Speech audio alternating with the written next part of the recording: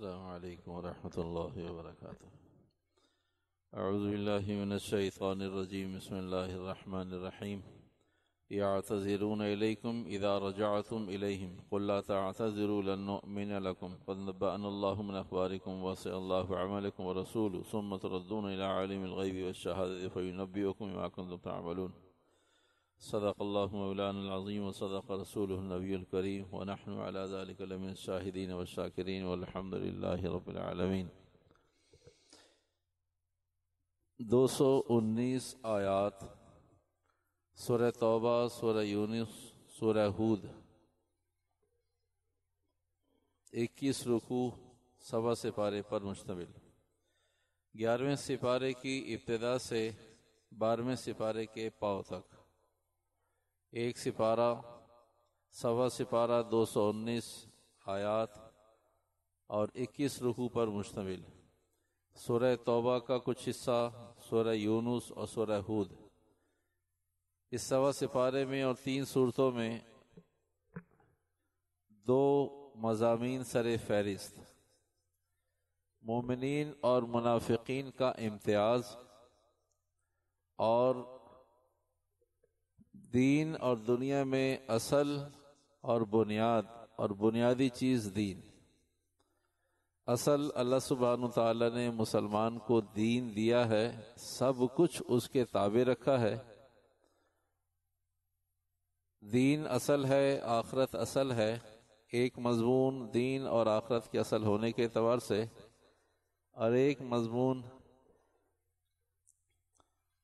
مضمون یعتذرون اور مومنین اور منافقین کے احوال کے حوالے سے۔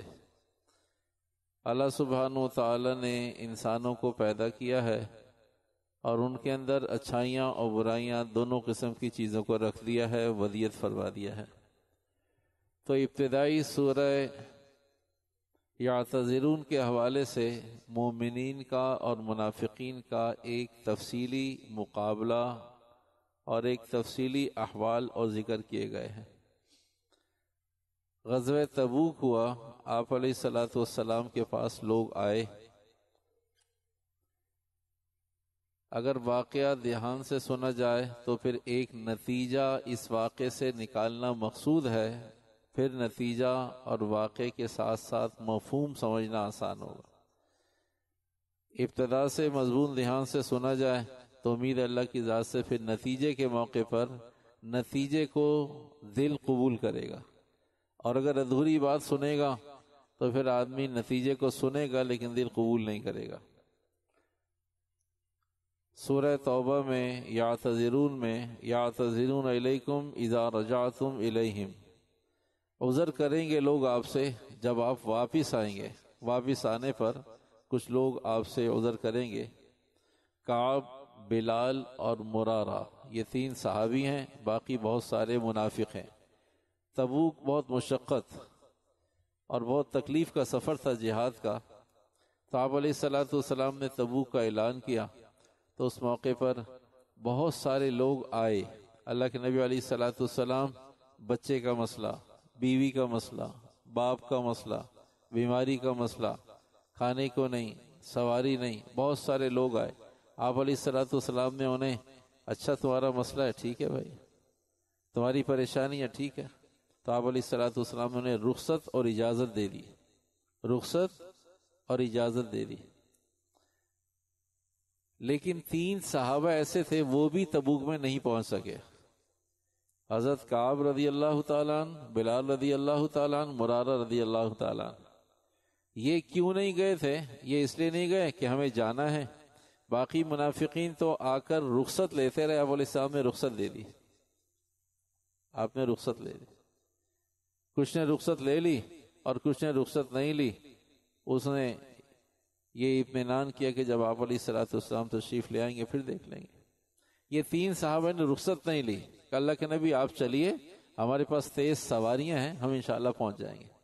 ادھر آپ علیہ الصلوۃ والسلام قافلے کے ساتھ خرامہ آہستہ آہستہ منزل و منزل تبوک پہنچ گئے، اور یہ اس خیال میں کہ ہمارے پاس تو مضبوط گھوڑے ہیں، سواریاں مضبوط ہیں، اور آج سے پہلے ہمارے پاس ایسی سواریاں نہیں تھیں، آج اللہ نے سواریاں دی ہیں، ان سواریوں کا بھی ذرا امتحان لے لیں گے تو ہم پہنچ جائیں گے۔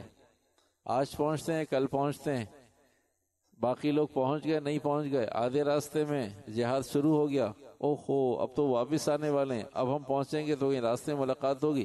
بس اس گو مگو کی کیفیت میں آپ علیہ الصلوۃ والسلام تک یہ صحابہ نہیں پہنچ سکے، اور واپسی کا اعلان ہو گیا، اور واپسی کے اعلان کی وجہ سے پھر ان کی ہمتیں ماند پڑ گئیں کہ بھئی اب تو قافلہ واپس آ رہا ہے، اب واپس آئیں گے آپ علیہ السلام اور صحابہ تو اپنا عذر صاف صاف رکھ دیں گے کہ وجہ کوئی نہیں تھی، وجہ کوئی نہیں تھی، بس آج چلتے ہیں کل چلتے ہیں، اس چکر میں ہم رہ گئے، ہم آپ سے معذرت چاہتے ہیں، معافی مانگ لیں گے۔ یہ تینوں صحابی تھے، اور باقی کچھ منافقین تھے۔ منافقین نے جانا نہیں تھا، صحابہ نے جانا تھا، لیکن شکل دونوں کی ایسی بن گئی کہ منافقین کے نہ جانے کا وجود آ گیا، اور صحابہ کے جانے کی وجہ سے تاخیر ہوئی اور نہ جانے کی شکل بن گئی۔ تو شریعت مطہرہ نے حضور علیہ الصلوۃ والسلام پر دو باتیں یہاں پر وہی نازل ہوئی کہ آپ ان سے تقریباً 50 دن تک ان صحابہ سے آپ علیہ السلام نے تو ناراضگی اظہار کیا، صحابہ نے بھی بات نہیں کی۔ 50 دن کے بعد پھر احکامات نازل ہوئے، پھر قرآن حکیم کی آیت آ گئی، وہی آ گئی کہ ٹھیک ہے آپ ان کو درگزر کر دیں، معاف کر دیں۔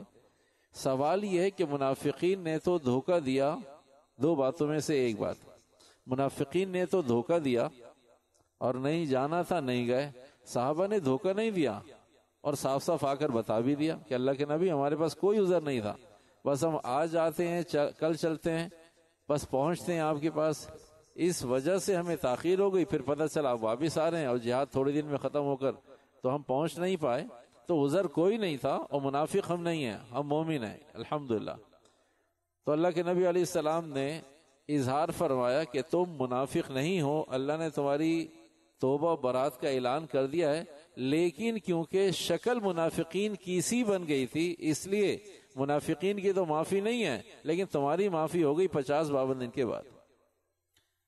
تو پہلا مضمون یہ بتایا کہ مسلمانوں کو کہا کہ تم عمل منافق کو بھی اختیار نہ کرو، شکل منافق کو بھی اختیار نہ کرو۔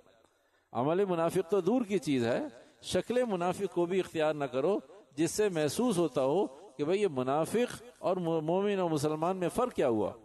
آپ علیہ الصلوۃ والسلام کے زمانے میں منافق بھی جماعت کی نماز نہیں چھوڑتا تھا، منافق بھی جماعت کی نماز نہیں چھوڑتا تھا، اور اگر مومن کو کوئی عذر ہوتا تو نماز کے ٹائم گھر سے باہر نہیں ہوتا کہ لوگ کہیں گے منافق ہے اس لیے مسجد میں نہیں گیا، باہر گھوم رہا ہے۔ تو مسلمانوں کا اتنا اہتمام تھا کہ ہم پہ کہیں اسٹیمپ نہ لگ جائے منافق ہونے کی، تو یہ صحابہ شکل منافقی بن گئی۔ ایسے یہ جو مومنین کا عمل تھا وہ یقیناً بہت مختلف ہونا چاہیے، صحابہ منافق نہیں تھے، لیکن جو شکل اختیار کی منافقین نے نہ جا کر وہ شکل بن گئی، جبکہ اللہ نے، رسول نے، وحی نے اسے قبول کیا کہ تم منافق نہیں ہو۔ ہمیں تمہیں منافق ہونے کا شبہ نہیں ہے کہ تاخیر کیوں ہوئی، ایسی شکل بھی کیوں بنی کہ جب آپ علیہ الصلوۃ والسلام نے فرمایا تم نے اس بات کو مانا کیوں نہیں، اس بات کو قبول کیوں نہیں کیا کہ تم کیوں رکے۔ بہرحال 52 دن کے بعد سب کو پتہ چل گیا کہ مومن مومن ہے، منافق منافق ہے۔ دو باتوں میں سے ایک بات تو یہ۔ دوسری بات یہ کہ آپ علیہ الصلوۃ والسلام سے منافقین نے آ کے جھوٹے آزار رکھے، جو نتیجہ نکالنا ہے وہ یہ ہے، جھوٹے آزار رکھے۔ آپ علیہ السلام نے فرمایا اچھا واقعی تمہارے گھر میں تکلیف ہے، ٹھیک ہے مت جاؤ، تمہارے بچے کو تکلیف ہے مت جاؤ، اور تمہارے پاس سواری نہیں ہے مت جاؤ۔ تھے وہ منافق، عذر کوئی نہیں تھا۔ تو تبوک سے واپسی پر آیات نازل ہو گئی، یعتذرون الیکم اذا رجعتم الیہم قل لا تعتذروا لن نؤمن لکم۔ اے محبوب صلی اللہ علیہ وسلم اب جب آپ واپس مدینہ پہنچیں گے تو یہ منافقین آپ کے پاس آئیں گے آزار بتانے، آپ ان کے آزار قبول مت کیجیے گا، یہ جھوٹے ہیں، انہوں نے پہلے بھی جھوٹ بولا تھا، آپ نے ان کو اجازت دے دی تھی، اب یہ واپس آئیں گے اور آپ سے بتائیں گے یہ عذر ہے، تو آپ لن نؤمن لکم، ہرگز آپ ان کے آزار کو قبول مت کیجیے، اور اللہ نے آپ کو بتا دیا ہے کہ یہ جھوٹے ہیں، ان کے آزار صحیح نہیں ہیں۔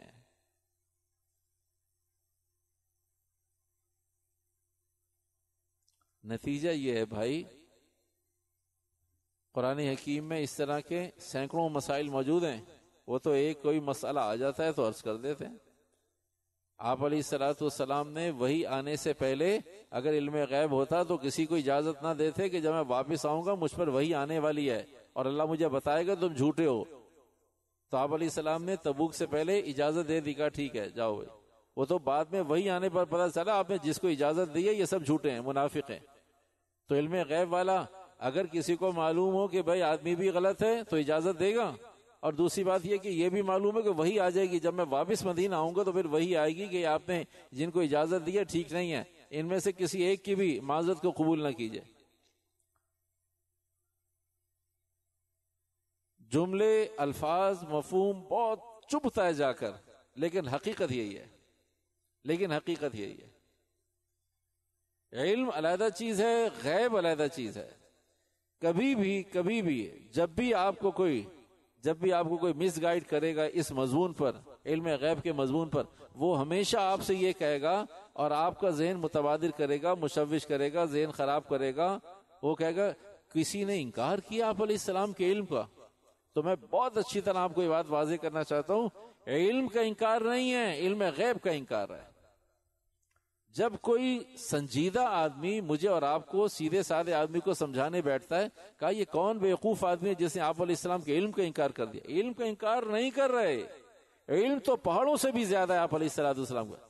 ایک کل کا علم کیا ہونے والا ہے یہ صرف اللہ کے پاس ہوتا ہے۔ علم کا انکار نہیں کر رہے، علم تو ایسا اور اتنا کہ تمام انبیاء علیہ السلام کے علم کو جمع کیا جائے تو آپ علیہ السلام کا علم بھاری ہو جائے، پہاڑوں پہ رکھیں۔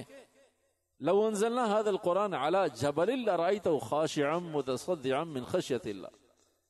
یہ قرآن کا علم آپ علیہ السلام کے پاس کہ اس کے بوجھ سے تو پہاڑ دب جائیں۔ علم کا انکار نہیں کر رہے، علم تو اتنا کہ اللہ نے اپنے بعد سب سے زیادہ علم آپ علیہ السلام کو عطا فرمایا۔ مسئلہ علم کا نہیں ہے، گفتگو علم کی نہیں ہے، مسئلہ اور گفتگو کل کے علم کی، کہ کل کیا ہونے والا ہے، کل کیا ہونے والا ہے۔ اس واقعے کو علم غیب کی بنیاد پر ہم نے بہت دفعہ عرض کیا اور یہ اس مضمون کا حصہ ہے، پتہ نہیں پہلے کتنی مرتبہ عرض کیا، آج پھر عرض کرتے۔ حضور علیہ السلام کے پاس ایک صحابی آئے، اللہ کے نبی علیہ السلام کل بارش ہوگی؟ آپ نے فرمایا نہیں کل بارش نہیں ہوگی۔ فرمایا نجومی تو کہتا ہے بارش ہوگی، نجومی پامی ہتھیلی دیکھنے والا، کہا بارش ہوگی، کہا بکواس کرتا ہے وہ، جھوٹ بول، اسے کیا معلوم، یہ تو اللہ کا ان اللہ عنده علم الساعة وينزل الغيث، بارش کب ہوگی اللہ کو معلوم ہے، قیامت کب آئے گی اللہ کو معلوم ہے، وينزل الغيث بارش اللہ کو معلوم ہے، ويعلم ما في الارحام، ماں کے پیٹ میں کیا اللہ جانتا ہے، وما تدری نفس ماذا تکسب غدا، کل کیا ہوگا اللہ کہتا ہے، قرآن کہتا ہے کہ کل کیا ہوگا اللہ کو معلوم ہے، مجھے نہیں معلوم۔ فرمایا کل بارش، کہتے نہیں بارش نہیں ہوگی۔ نجومی کہتا بارش ہوگی، کہا نہیں اسے نہیں معلوم بارش نہیں، اور اللہ کی شان کل بارش ہو گئی۔ آپ علیہ السلام فرمایا بارش نہیں ہوگی، نجومی کہتا بارش ہوگی، بارش ہو گئی۔ صحابی ان کا گھر کچا تھا، نیچا تھا، باہر اونچا تھا، کچا گھر کچا تھا، جھوپڑے تھے تو پانی آ گیا، ٹھہر گیا۔ لکڑی کے برتن ہوا کرتے تھے، اسٹیل اور کانچ نہیں ہوتا تھا اس زمانے میں، لکڑی کے برتن سے، آب خورے سے پانی اپنے گھر کے اندر گہرے حصے سے باہر نکال کے پھینک رہے تھے، اور کہہ رہے تھے کہ میرے نبی نے سچ کہا، نجومی نے جھوٹ کہا، میرے نبی نے سچ کہا، نجومی نے جھوٹ کہا۔ کہا تو میرے نبی نے سچ ہے، کہا تو میرے نبی نے سچ ہے، یہ میری آنکھیں جو دیکھ رہی ہیں سب غلط ہے۔ نبی نے سچ کہا کہ بارش نہیں ہوگی، یہ کیا ہے، کہا یہ بارش نہیں کچھ اور ہے، یہ میرے نبی نے سچ کہا ہے۔ علم غیب اللہ جانتا ہے کل کیا ہوگا۔ آپ علیہ السلام سے چچا عمر میں بڑے ہیں، چچا عمر میں بڑے ہیں، آپ علیہ السلام نے پوچھا بھائی چچا جان آپ بڑے ہیں میں بڑا ہوں؟ فرمایا اللہ کے نبی بڑے تو آپ ہی ہیں لیکن دنیا میں میں پہلے آیا ہوں، بڑے تو آپ ہی ہیں لیکن دنیا میں میں پہلے آیا ہوں۔ اس لیے کہ ایسا کیسے ہو سکتا ہے کہ نبی کو کوئی یہ کہہ دے میں بڑا ہوں، میرا علم زیادہ ہے، میری فراست زیادہ ہے؟ کہا نہیں، آپ ہی زیادہ فصیح ہیں، آپ ہی زیادہ بلیغ ہیں، بس ایک چیز کا معنی یہ میں نے بتا دیا۔ تو آپ علیہ السلام سے صحابہ اس طرح پوچھ، اللہ کے نبی علیہ السلام، تو پھر صحابہ کے پوچھنے پر اندازہ ہوتا کہ ادب بھی مانے ہیں اور پوچھنا بھی چاہتے ہیں، ادب بھی مانے ہیں اور کسی چیز کے بارے میں اطلاع بھی دینا چاہتے ہیں. تو علم کا انکار نہیں ہو رہا، علم غیب کا، کہ کل کا علم اللہ کے نبی علیہ السلام فرمایا سوائے اللہ کے کسی کو نہیں ہے. اگر مجھے بھی اور اللہ کو بھی ہو تو جہاں بھی آ جاتا ہے وہاں ہی نکل جاتا ہے. اللہ ہی اور اللہ بھی، جہاں بھی آ جاتا ہے اللہ بھی اور اللہ ہی، تو بھی اور ہی ایک ساتھ اکٹھے نہیں ہوتے. اگر بھی ہے تو ہی نہیں ہوگا، ہی ہوگا تو بھی. یہ ہی اور شی انگلش والا نہیں ہے بھائی. جہاں اللہ ہی تو وہاں اللہ بھی نہیں، جہاں اللہ بھی وہاں اللہ ہی نہیں. تو بھائی اللہ ہی جانتا ہے کل کیا ہے، یہ اللہ بھی جانتا ہے. جب اللہ بھی جانتا ہے اسی کو شرک کہتے ہیں، کہ بھئی آپ علیہ السلام بھی جانتے ہیں اور اللہ بھی جانتا ہے، اسی کو شرک کہتے ہیں. یہ ہے اتنا کڑوا، اتنی کڑوی گولی ہے کہ 70 سال لگے قوم اسے ہضم کرنے کو تیار نہیں ہے، ماننے کو تیار ہے. ہاں صحیح ہے، ساری اصول سمجھ میں آ گیا، ضابطے سمجھ میں آ گئے، دلائل سمجھ میں آ گئے، لیکن وہ لیکن اٹکا رہتا ہے. پتہ نہیں وہ لیکن پتہ نہیں نکلتا نہیں ہے، وہ لیکن نہیں نکلتا. تو آپ علیہ السلام نے صحابہ کو کہا کہ بھئی تمہاری معافی قابل قبول ہے، باقی یہ منافقین ہیں ان کو تو اللہ نے منع کر دیا، اور تمہاری 52 دن کے بعد 50 دن کے بعد معافی قبول ہو گئے. تو بھئی دو باتوں میں سے دونوں باتیں نتیجتاً ابھی بات سمجھ میں آ جانی چاہیے. جو حقائق ہیں بھئی ہمارا ادھر یا ادھر کیا تعلق ہے؟ ہمارا تو تعلق قرآن حدیث سے ہے کہ بھئی ہمارے دماغ میں کیا اٹکا ہے یہ بنیاد تھوڑی ہے. ہمیں کیا کسی نے بتایا بنیاد تھوڑی ہے. بھئی ہماری معلومات کیا ہے بنیاد تھوڑی ہے. اصل معلومات تو جہاں سے ملی ہے، جہاں معلومات ہے اسے کنگال لیں. تو بھئی آج کا دوسرا مضمون کہ اللہ سبحانہ وتعالیٰ نے فیصلہ کیا دنیا اور آخرت دونوں چیزیں ساتھ ساتھ ہیں، دنیا اور آخرت، لیکن یہ طے ہے کہ اصل آخرت ہی ہے. قرآن حکیم کی آیت قُلْ يَا أَيُّهَا النَّاسُ إِن كُنتُمْ فِي شَكٍّ مِّن دِينِي فَلَا أَعْبُدُ الَّذِينَ تَعْبُدُونَ مِن دُونِ اللَّهِ وَلَكِنْ أَعْبُدُ اللَّهَ الَّذِي يَتَوَفَّاكُمْ وَأُمِرْتُ أَنْ أَكُونَ مِنَ الْمُؤْمِنِينَ. آپ صلی اللہ علیہ وسلم نے لوگوں سے کہا لوگو ان کنتم فی شک من دینی، تمہیں کیا شک ہے میرے دین میں؟ آسمانی دین میں، احکامات میں، وہی الہی میں کوئی شک ہے؟ فلا اعبد الذین تعبدون من دون اللہ، یہ اچھی طرح کان کھول کر سن لو. آپ علیہ السلام فرما رہے ہیں یہ اچھی طرح کان کھول کر سن لو، اللہ کے سوا جس کو تم پوچھتے ہو پکارتے ہو میں نہیں پوجوں گا، میں نہیں پکاروں گا. یہ اصل میں اس سوال کا جواب ہے جب قل یا ایھا الکافرون نازل ہوئی. انہوں نے کہا بھی معاہدہ کر لیں، دیکھیں اختلاف اچھا نہیں ہے، دیکھیں جملے دیکھیں، قیامت تک کے لیے جملے دیکھیں سمجھیں. آپ علیہ السلام کے پاس مشرکین آئے، اللہ کے نبی علیہ السلام نفرتیں اچھی ہیں یا محبت اچھی ہیں؟ کہا بھی محبت اچھی ہے. کہا اختلاف اچھا ہے یا اتفاق اچھا ہے؟ کہا اتفاق اچھا ہے. کہا مل کر رہنا اچھا ہے یا جدا جدا رہنا اچھا ہے؟ کہا مل کر رہنا اچھا ہے. کہا پھر ہم آج آپ سے اتفاق کرنے آئے ہیں، آج ہم آپ سے اتفاق کرنے آئے ہیں، اختلاف کو نفرتوں کو ختم کرنے آئے ہیں. کہا بولو. کہا ایسا کر لیتے ہیں کہ جس کو ہم پوچھتے ہیں کچھ عرصہ آپ اسے پوچھیں، جس کو آپ پوچھتے ہیں کچھ عرصہ ہم اسے پوچھ لیں گے، تاکہ یہ اختلاف ختم ہو، آج سے بات ختم ہو. ہمارا اور آپ کا وہ الہ، بھائی آپ ہمارے الہ کو نہیں مانتے مت مانیں، لیکن کچھ عرصے کے لیے پوجا کریں. ہم آپ کے الہ کو نہیں مانتے لیکن اختلاف ختم کرنے کے لیے، نفرتیں ختم کرنے کے لیے کچھ عرصے کے لیے ہم بھی اسے سجدہ کر لیں گے. تو قل یا ایھا الکافرون لا اعبد ما تعبدون، نہ میں نہیں، کبھی نہیں پوچھوں گا جس کو تم پوچھتے ہو، اور تم جس کو پوچھتے ہو تم بھی اسے دل سے کبھی نہیں پوچھو گے. قل یا ایھا الکافرون لا اعبد ما تعبدون، میں نہیں پوچھوں گا، نہیں مانوں گا، نہیں سر جھکاؤں گا، نہیں قبول کروں گا جس کو تم قبول کرتے ہو. کہ یہ تمہیں کس نے کہا کہ نفرت اس طرح ختم ہوگی؟ آدمی کی بنیاد ختم ہو جائے، اساس ختم ہو جائے، اس کی مرکزیت ختم ہو جائے، اور جی اختلاف ختم ہو رہا ہے، نفرتیں ختم ہو رہی ہیں. بھائی ایسی تو نفرتیں چاہیے، ایسا تو اختلاف چاہیے کہ تمہارا الہ اور ہمارا الہ ایک ہے. فبیا، اگر تمہارا ہمارا الہ ایک نہیں ہے تو نفرتیں چاہیے. ایسا اتحاد اتفاق نہیں چاہیے کہ بھئی سب مل کر 2 اللہ، ثالث و ثلاثہ، سب مل کر 3 اللہ، سب مل کر 360 اللہ، سب مل کر ہر چیز کو اللہ، ہر چیز کو خدا. ایسا اتفاق نہیں چاہیے. ایسا اتفاق کرنا ہوتا اور اجازت ہوتی تو آپ علیہ السلام پہلے دن اتفاق، کیونکہ ایسا اتفاق اور اتحاد یہ خود کفر ہے. یہ اختلاف یہ ایمان ہے کہ بھئی نہیں، تمہارا الہ ہمارا الہ مختلف ہے، تم اپنے الہ کو چھوڑ کر ہمارے الہ کے ساتھ یا تو ہمیں قائل کر دو کہ ہمارا الہ. تو آپ علیہ الصلوۃ والسلام سے انہوں نے کہا کہ بھئی آپ بھی الہ مانتے ہیں ہم بھی الہ مانتے ہیں, یہ کہاں لکھا ہوا ہے اور کون اس کی دلیل دیتا ہے کہ آپ کا الہ ٹھیک ہے, ہم کہتے ہیں ہمارا الہ ٹھیک ہے, آپ کہتے ہیں آپ کا الہ ٹھیک ہے, ہم کہتے ہیں ہمارا الہ ٹھیک ہے, اس کے لیے کیا دلیل ہے؟ تو قرآن حکیم نے آپ علیہ الصلوۃ والسلام کو وہی بھیج کے بات سمجھائی. آپ ان کو بتائیے وَلَكِنْ أَعْبُدُ اللَّهَ الَّذِي يَتَوَفَّاكُمْ, دیکھو میں جس کو پوچھتا ہوں وہ ہے جو تمہیں اور مجھے اپنے پاس بلانے والا ہے, جو تمہیں اور مجھے کھینچ لے گا. يَتَوَفَّاكُمْ, تمہیں اور مجھے اپنے پاس بلا لے گا. تمہارے الہ میں ایسی طاقت ہے کہ وہ کسی کو آسمان پہ لے جائے, اٹھا لے جائے, بلا لے اپنے پاس؟ کہ نہیں, ہمارے الہ کے پاس. کہا دیکھو پھر الہ ہونے میں دونوں برابر ہیں, پاور میں تمہارا والا کم ہے میرا والا زیادہ ہے, تو پاورفل کو مانو. تو یہ عقلی دلیل تھی, یہ عقلی دلیل تھی کہ بھئی جہاں کہیں نقلی دلیل, نقلی قرآن حدیث کی نقل کی ہوئی, آپ علیہ السلام, صحابہ, تابعین, تبع تابعین, بزرگان دین, علماء دین, قیامت تک کے علماء, یہ نقل ہوتی ہوئی آ رہی ہے. اسے نقلی دین کہتے ہیں, نقلی دلائل کہتے ہیں کہ نقل ہو رہی ہے, ایک دوسرے کو, دوسرا تیسرے کو, تیسرا چوتھے کو بتا رہا ہے. اور ایک عقلی دلیل کو بھی عقل مانتی ہے نہیں مانتی؟ عقل مان لیتی ہے.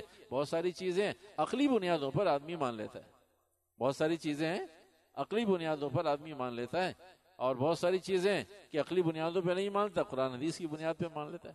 تو آپ علیہ الصلوۃ والسلام نے ارشاد فرمایا کہ بھئی دیکھو تمہارا الہ میرا الہ ٹھیک ہے, تم بھی ایک کو الہ کہتے ہو اور میں بھی ایک کو الہ کہتا ہوں, میں بھی کسی کو الہ کہتا ہوں, تم بھی الہ کہتے ہو, لیکن اگر دونوں الہ برابر ہیں پھر سوچ لیتے ہیں, اور اگر دونوں الہ برابر نہیں ہیں تو کہا بھئی آپ کے الہ میں کیا خصوصیت ہے؟ کہا میرے الہ میں خصوصیت ہے کہ وہ پکڑنا جانتا ہے, اس کی طاقت ہے پکڑنے کی, اس کی قدرت زیادہ ہے. کیا تمہارا الہ وہ پیدا کر سکتا ہے اور جلا سکتا ہے کسی کو؟ تو قرآن حکیم نے آگے ذکر کیا ہے وَلَا تَدْعُ مِن دُونِ اللَّهِ مَا لَا يَنفَعُكَ وَلَا يَضُرُّكَ فَإِن فَعَلْتَ فَإِنَّكَ إِذًا مِنَ الظَّالِمِينَ. اللہ کے نبی علیہ الصلوۃ والسلام نے دیکھو اللہ کے علاوہ کسی کو تم اپنا مددگار معاون نہ بناؤ, اور تم بناتے ہو ایسے کو, اللہ کو چھوڑ کر ایسے کو معاون بناتے ہو, مَا لَا يَنفَعُكَ وَلَا يَضُرُّكَ. یہ جملہ آسمان سے بھی زیادہ, پہاڑوں سے بھی زیادہ, آگ سے بھی زیادہ مشرکین پہ گرتا ہے. وَلَا يَنفَعُكَ وَلَا يَضُرُّكَ, تم صرف یہ بتا دو کہ بت تمہیں کیا فائدہ یہ کیا نقصان دے رہا ہے. یہ جملہ اتنا شاق گزرتا تھا کہ تم انہیں بت مانتے ہو, خدا مانتے ہو, یہ روزی دیتے ہیں, لیکن یہ روزی دینے والے یہ کیا نفع اور کیا نقصان دیتے ہیں. کچھ صحابہ ایسے ہیں جو اس بنیاد پر مسلمان ہو گئے کہ انہوں نے دیکھا کہ جس بت کی وہ پوجا کر رہے تھے, ابھی پوجا کر ہی رہے تھے, وہ کیونکہ مٹھائی کا بت تھا اس کا ہاتھ گر گیا. کہ یہ مٹھائی کا بت جو اپنے ہاتھ کو نہیں سنبھال سکتا وہ مجھے کیا دے گا. کچھ صحابہ اس لیے کہ صحابہ پہلے مسلمان نہیں تھے. آپ علیہ الصلوۃ والسلام کی بعثت سے پہلے جو لوگ تھے وہ سارے تو پہلے سے مسلمان نہیں تھے, بعد میں مسلمان ہوئے. تو آپ علیہ الصلوۃ والسلام کے صحابہ میں سے بہت سارے لوگ اس لیے اور ان واقعات پہ مسلمان ہو گئے کہ بت دور رکھا ہوا تھا بیابان میں. انہوں نے دیکھا بھائی مجھے اس بت کی پرستش کے لیے, پوجا پاٹ کے لیے جانا ہے, اور وہاں جانے سے پہلے ان سے پہلے دیکھا ایک کتا قریب پہنچا اور اس کتے نے اس پہ پیشاب کر دیا اس بت پر. تو کہا مجھے بہت نفرت آئی کہ میں اسے پوجنے جا رہا ہوں جو کتے سے اور پیشاب سے بچنے کی ہمت اور طاقت نہیں رکھتا, وہ مجھے کیا نفع دے گا, وہ میرے کس کام کا ہے.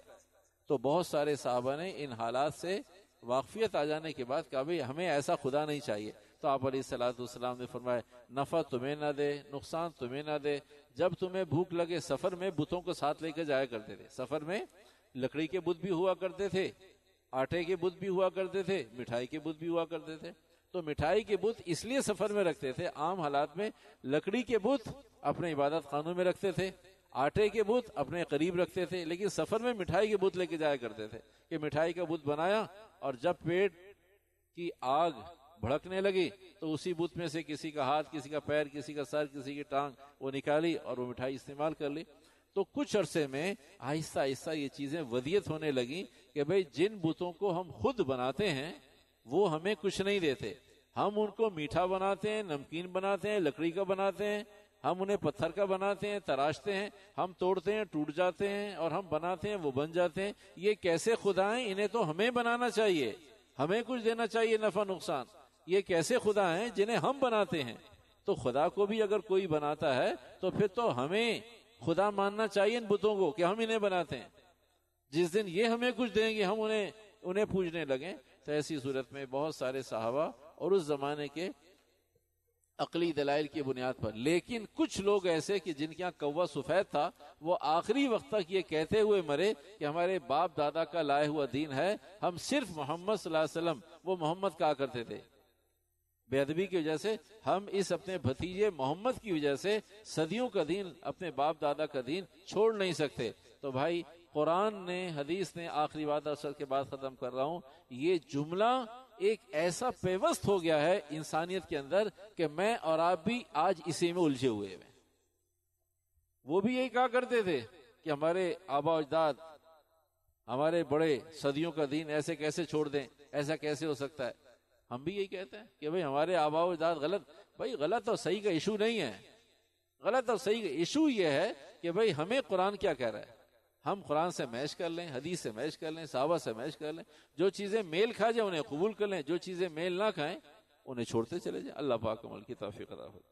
الحمدللہ رب العالمین۔